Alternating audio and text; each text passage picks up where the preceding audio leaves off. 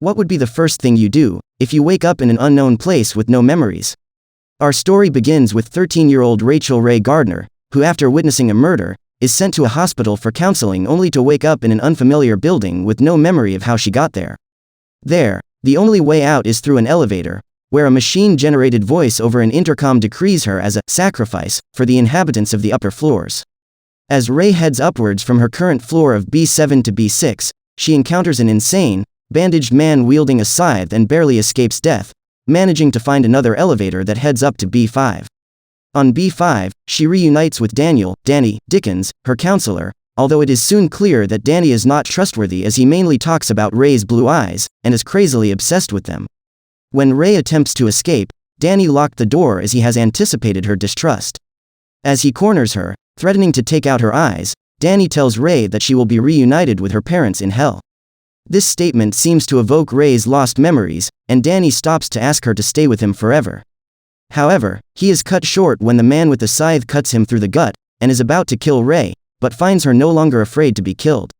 The intercom designates the man as a new sacrifice for violating a rule of leaving his designated floor and attacking an inhabitant of another. As the man attempts to flee, Ray approaches him and asks him to kill her. Realizing that he will need Ray's intelligence to escape the building, the man introduces himself as Zack, claiming that he is an idiot and that if Ray helped him out of the building, he would kill her. The two travel up to B4, a place entirely made out of stone and modeled after a graveyard, with graves for them as well. The two split up to investigate the area. Ray explores and finds a library containing records of every sacrifice in the building as well as a mysterious letter promising her that the writer knows her true wish. Flipping through the records, she finds Zack's real name to be Isaac Foster, an infamous serial killer that used to roam the deserted alleyways in search of victims. Meanwhile, as Zack destroys gravestones out of boredom, he accidentally activates a switch allowing Ray to proceed further into the building. Ray soon returns, and reveals that she has learned about his past. However, instead of being afraid like Zack has expected, Ray simply reminds Zack her wish to be killed. Proceeding their way, they are confronted by a boy wearing a pumpkin mask. The boy, Edward Eddie Mason, reveals himself to be the inhabitant of B4 and wants to kill and bury Ray after having fallen in love with her at first sight. After a brief skirmish, Eddie flees and finds Ray, offering to grant her wish for death. However, Ray hesitates when she realizes that Zack won't be able to escape if she dies. Following her through the opening, Zack manages to track down the two and swears to God on their promise, immediately convincing Ray to side with him. Furious at her rejection, Eddie switches off the lights and attempts to use the darkness of his floor to his advantage to kill, but Ray thwarts his plans and steals his remote control. With the lights back on, Zack easily kills Eddie and buries him in the grave originally meant for Ray. The two proceed on the elevator up to floor B3, where they enter a prison-like environment. Ray and Zack discover that B3 is controlled by Kathy Ward, a sadistic prison warden who forces the pair through various obstacles and booby traps as punishment for their crimes. In the first room they enter, Zack accidentally traps himself in an electric chair and is repeatedly shocked, with Kathy giving Ray a hint on how to rescue him. Ray figures out that the dummies in the room are controlling the chair. Upon destroying the dummies, Zack is freed and the door to the next room is unlocked. They enter and are trapped in a gas chamber slowly filling with poison gas. Kathy explains they must solve a puzzle to escape and they have one gas mask to share, but they have a limited time before she releases an even deadlier poison gas that renders the mask useless. Ray seemingly solves the first stage of the puzzle by balancing a scale, but she begins to succumb to the gas as the time limit runs out. Ray notices that an air vent has opened and Zack boosts her up to reach it, allowing her to recover a keycard. However, in his haste to open the door, Zack breaks the card just as time runs out and the second gas begins to be pumped into the room. Ray deduces the flammable properties of the gas, creating a spark that triggers an explosion to destroy the door. Despite their escape, the two are weakened by the gas and decide to rest, where Zack recalls a dream from his childhood when he lived under abusive caretakers.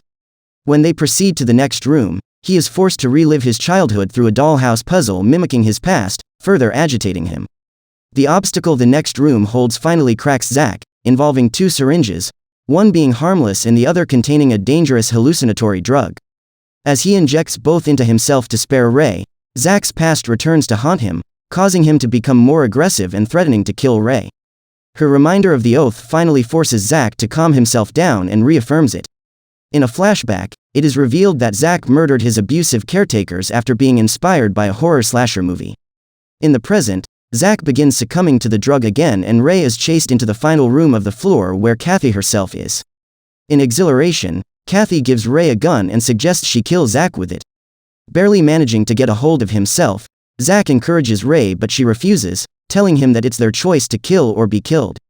Impressed by her words, Zack stabs himself to uphold their oath, angering Kathy, who exits her safe room to inspect his body. Upon finding that he is still alive, she gleefully promises to torture him to death and threatens Ray with a machine-controlled gun installed on the ceiling, revealing that the gun she had given her was unloaded the whole time. Instead, Ray calmly takes out another fully loaded gun hidden in her bag and shoots Kathy in the stomach. This momentary distraction weakens her and lets Zack regain sufficient consciousness to deal the finishing blow. Ray and Zack proceed to the elevator, where Ray reveals she was in counseling after witnessing a murder when Zack collapses from his wounds. The two proceed to the elevator, but Zack collapses from his wounds and is slowly bleeding to death. This forces Ray to keep moving ahead alone in hopes of finding anything that can heal him, meeting a priest named Abraham Gray on his floor modeled after a church complex. Gray and Ray make a deal whereby he will lead her back down to B5, Danny's floor, which stores the necessary medical gear, and in the process be allowed to let her go through a test to judge her character. Just before doing so, she promises Zack to retrieve a knife from his floor as well. Following Gray down to Kathy's floor again, Ray is instructed to restore power to the elevator in order to proceed further, and while beside him smells a strange bewitchingly sweet gas emanating from him. Journeying through the jail cells again, she is attacked by Kathy's zombie-like prisoners, now set free in her absence. Ray flees to the control room, activating Kathy's fire armament and booby traps to eliminate them. Ray is shocked to find Kathy's body missing, and is taunted by a hallucination of Kathy praising her as an exemplary sinner for her cold-heartedness. They continue down to Eddie's floor, where Ray ruthlessly crushes screaming stuffed hands emerging from the upturned graves to activate the elevator, referring them as simply doll hands. Like Kathy, Eddie's grave is upturned and his body is missing, and Ray is once again taunted by a hallucination of Eddie who questions her lack of compassion. Gray expresses discomfort at Ray's actions all the while observing her in each floor. Finally, they reach Danny's floor, only for Ray to discover in a panic that all the medicine in Danny's body are missing. With no other choice, she follows Gray back to Zack's floor. Meanwhile, back on B2, Zack has a continued dream of his childhood where he murdered another passing woman after his caretakers. Taken in by a kind old blind man, Zack tries to sat his urge to kill by murdering a random man in hopes that the blind man would fear him. However, the man merely leaves to buy more food, and Zack soon discovers that the blind man was murdered by a pair of gleeful muggers. Realizing that destroying people's happiness was satisfying for him, Zack kills the pair and declares that he is a monster. Danny then approaches the unconscious Zack and wonders if he should kill him. Danny tells the now awake Zack how he survived using body armor and fake blood, offering medicine to Zack in return for him gouging out Ray's eyes. Zack refuses, and Danny takes his leave. Meanwhile, Ray finds Zack's knife in a makeshift bedroom, and upon observing the room realizes that she still knows nothing about him. Journeying back up to Gray's floor, the priest questions Ray's motives and concludes that she is a selfish witch who causes misfortune to those around her, additionally demeaning Ray's firm belief in her god. Distressed, she flees and reunites with Zack, deciding to follow Danny's trail of blood to get medicine. On the way, Zack is forced to fight off a giant snake, sapping his strength even further. Gathering her courage, Ray decides to chase after Danny alone, and Zack gives her his knife for protection. Ray runs into Gray, who reveals that he has confiscated the medicine Danny was carrying.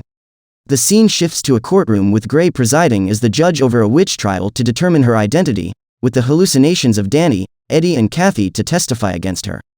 Kathy points out that Ray is hiding a lying heart under her calm facade, Eddie laments that Ray is selfish, and Danny boasts of her corrupted soul that is beyond saving. With all the testimonies against her, Gray declares Ray a witch and sentences her to be burned at the stake. As Ray is about to burn in the fire, she reflects on her relationship with Zack, and finally comes to conclusion that he is her god, the one who had always helped and saved her when she needed it most. Cutting herself with his knife, Ray successfully returns to the present, deducing that Gray has been using drugs to create illusions on his floor. With death threats, Gray surrenders and gifts her the medicine, which Ray uses to stop the bleeding, disinfect the wound, and stitch it up, declaring her realization to him. As they proceed to the final floor B1, Zack reveals that his mother's lover set him on fire, resulting in him sustaining burns all over his body that had to be covered up with bandages, and his mother selling him off to an illegal orphanage that trafficked children. Ray attempts to tell him a secret of hers as well, but cannot bring herself to in fear that he will hate her for lying to him all this time. The elevator finally stops at B1, a dimly lit house with gray furnishings. Zack heads deeper into the floor, opening a room at the end of the corridor filled with fake flowers in the corpses of a couple unnaturally stitched together with thread. Ray begins to go hysterical, begging him to kill her, before fainting.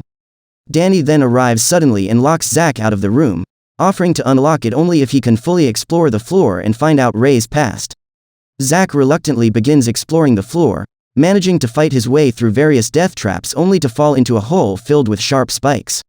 Saved by Gray, the priest explains that he controls the entire building as an experimental facility to study and observe those who claim to believe in God, with those placed in B7 as sacrifices that are to be judged by the angels on each floor. Deciding to place some interest in their relationship, he provides Zack with a clue on how to proceed, allowing him to enter Ray's room. A recorded news report details the murders of Mr. and Mrs. Gardner, a couple in wedlock whose bodies had been mutilated badly with bullet and knife wounds and were stitched together. Meanwhile, their daughter Ray was found completely unharmed even though a week had passed after their deaths, implying that she murdered her parents. Zack continues watching a recording of an interview between Danny and Ray, where Ray reveals that her parents were abusive and hated her and each other. One night, her father finally snapped and stabbed her mother to death, prompting her to take her mother's gun and shoot her father to death. Afterwards, she stitched their bodies together in order to create the perfect family, and lived happily with them until the police arrived. Noticing her blank, blue eyes, Danny reveals to Ray that his mother committed suicide due to him having been born missing an eye, and he becomes obsessed with Ray since her eyes resemble his mother's. Angry and disgusted, Zack storms back to where Ray and Danny are and proclaims his suspicions that Ray is in fact the angel of B1, which Danny confirms, and reveals that Ray was sent to B7 after finding newfound faith in God by reading a Bible.